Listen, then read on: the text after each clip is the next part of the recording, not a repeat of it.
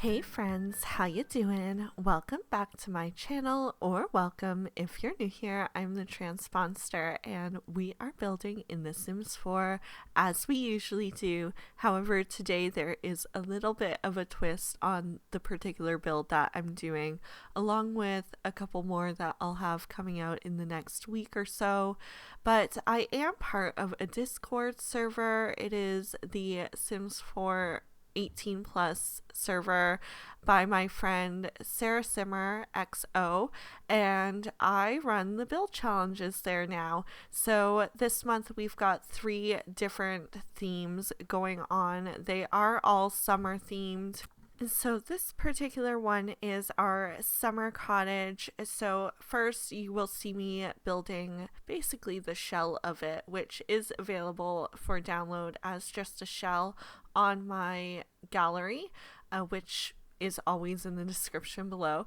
But I will also have the furnished version up there as well. So depending on the one that you want to download, maybe you want to do the furnishing and decorating this time.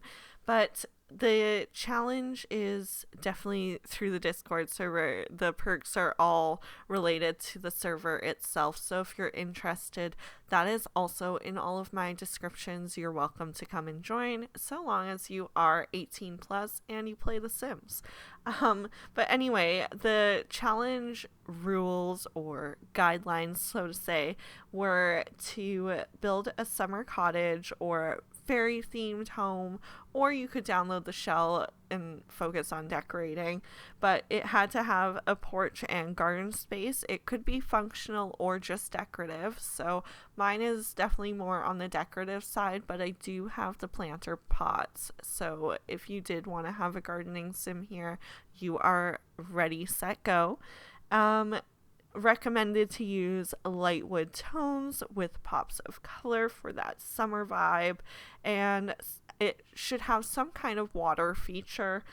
Some extras that you could do are a crafting or reading nook, and obviously we're looking at a summer potentially fairy cottage, so the more clutter the better. We're going for those cozy cottage core vibes here.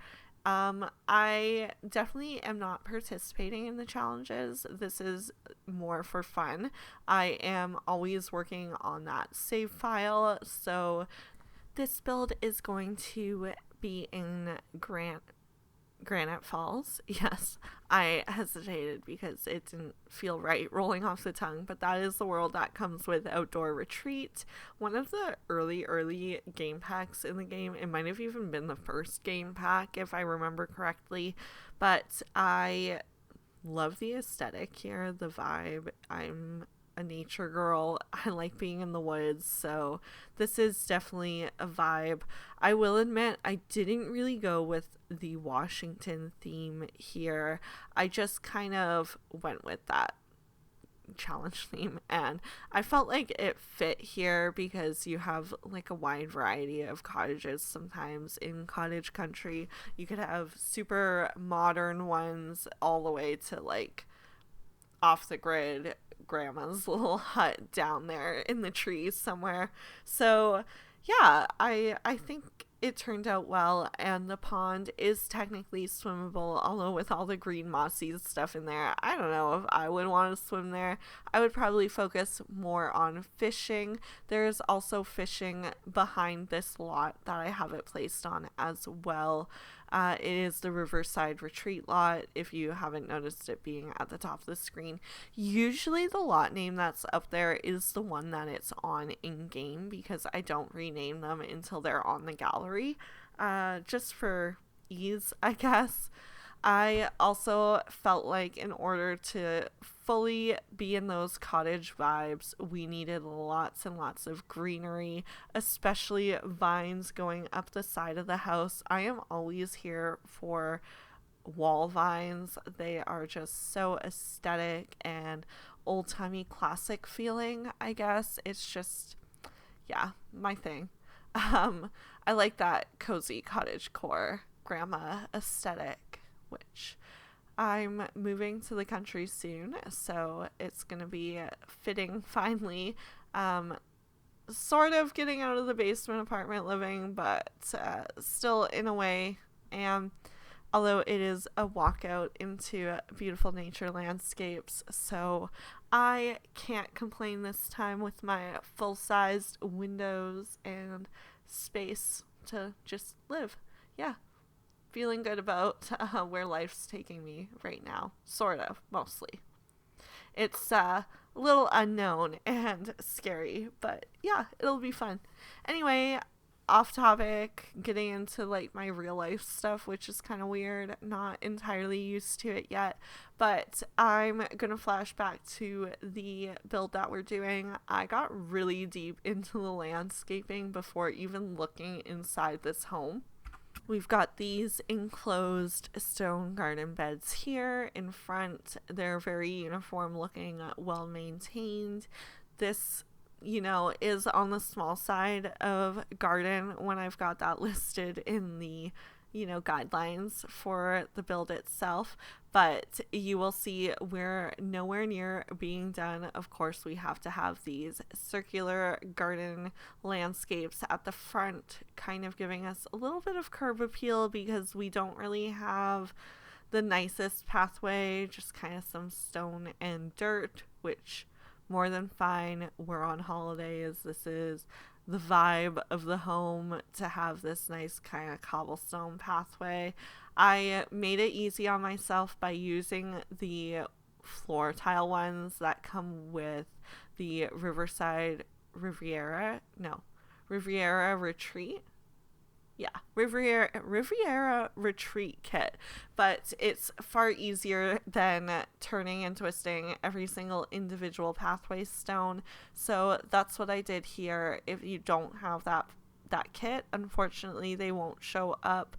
But honestly, I think if it's just grass, it's fine as well. You can see where the pathway is intended to go, the way that the garden beds are laid out, and then in turn the furniture that's gonna sit on top of these, because I do get some minimal furniture in here. Obviously we get some trees and greenery throughout the backside too. I do fill this lot in all the way through. The most empty space I'm gonna say is probably the back porch, just because it's not the nicest porch to ever have porch in one of my builds. It's just kind of blah. It's not covered, so you don't really want to do too much out there that's going to be in full sun all day, excruciatingly hot. Yeah, it just, also, not gonna lie, I forgot it was there a little bit. So it's mostly just a barbecue and seating area, but when you've got all these other beautiful outdoor seats to go sit on, why would you want to sit there? I guess if you're wanting to look over the lake out the back. Yeah, I feel like this would make for a really good vacation home for a family with small kids. I do have it set up. There are only 2 bedrooms, but there are bunk beds in the 1 bedroom and a toddler bed, so you could have a 5-sim family come and stay here. No problem. They would have to share rooms, but that's part of going on holidays to these cute, cozy places. But I feel like it would make for some good family bonding and just be an overall good, relaxing time for the whole family. Lots to just take in with the landscape, and I find that nature, it just gives that good reset, and it's a great thing for kids to be out and about in, to just explore the world a little bit and see how amazing nature can be. So yes, I'm definitely gonna rave about this vacation home that I built for your Sims to come and enjoy. I fell instantly in love with this debug tree at the back here. I do believe it comes from the Outdoor Retreat debug catalog in build by mode, and the lights, I wouldn't say they're necessarily outdoor lights, but they do give, in my opinion, a faint glow.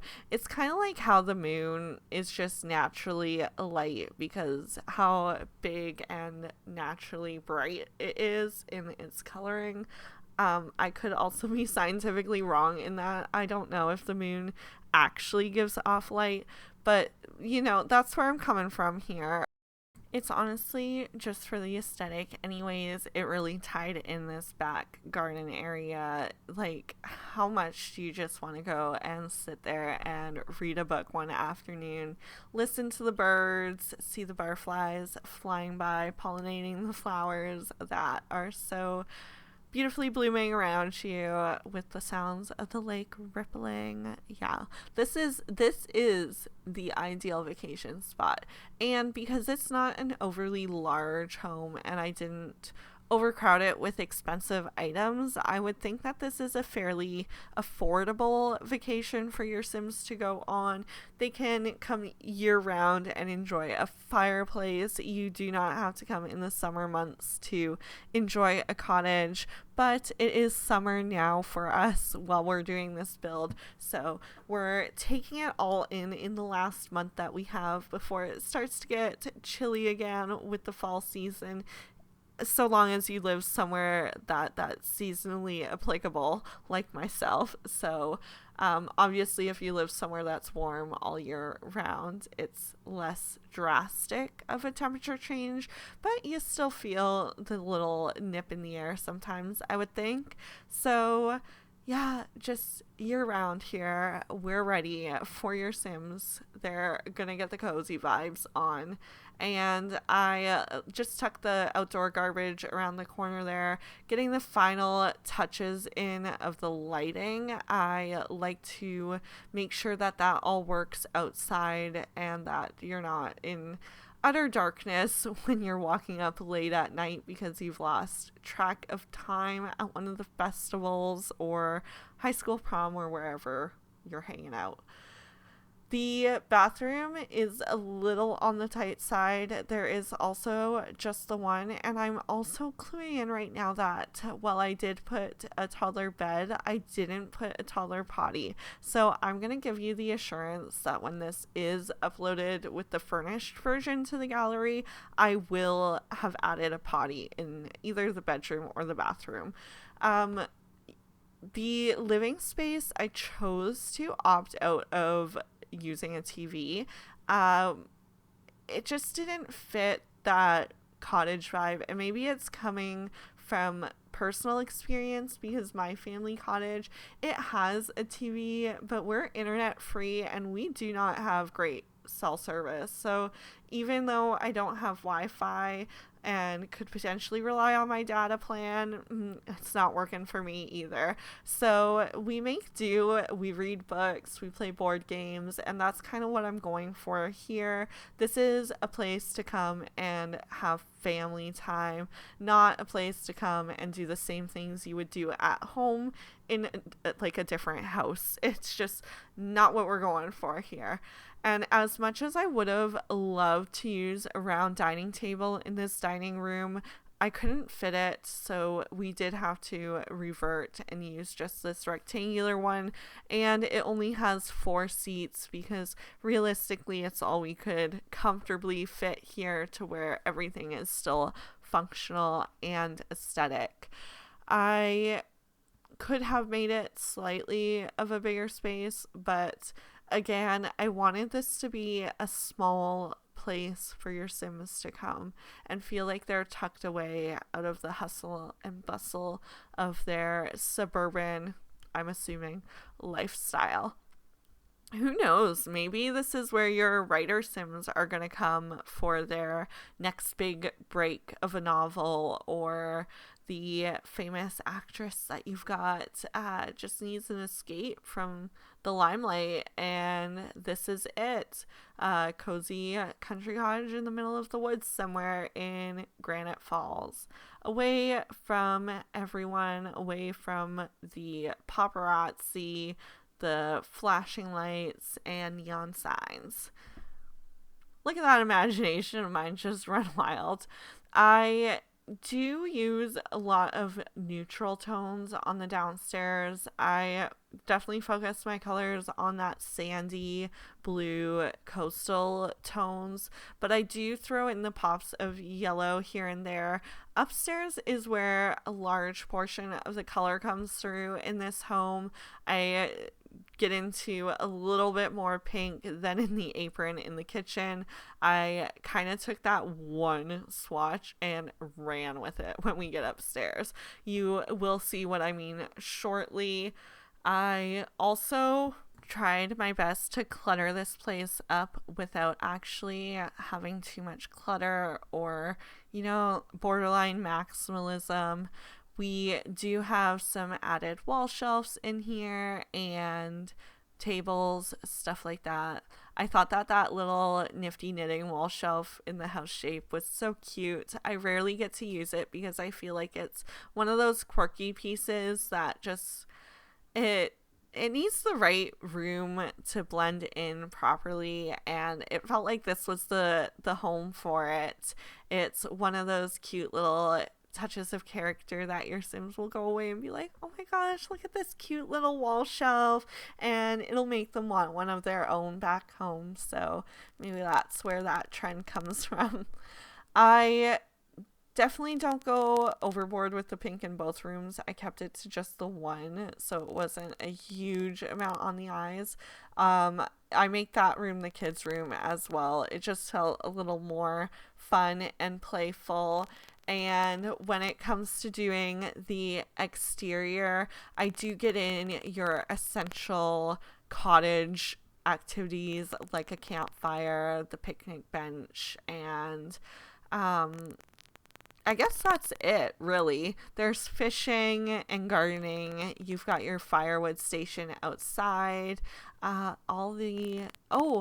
of course a little pool for the toddlers and kids to use because you cannot swim in the lake in Granite Falls. You should be able to, like I said, swim in the pond. So that is an option for your older Sims because I don't put a full-on pool, but a little activity for the little ones to do because we don't go super toy heavy when it comes to the interior decorations. Again, it is a vacation home, so in a sense we are minimal. It's just our decor and interior design that went a little more cluttered and knick-knacky.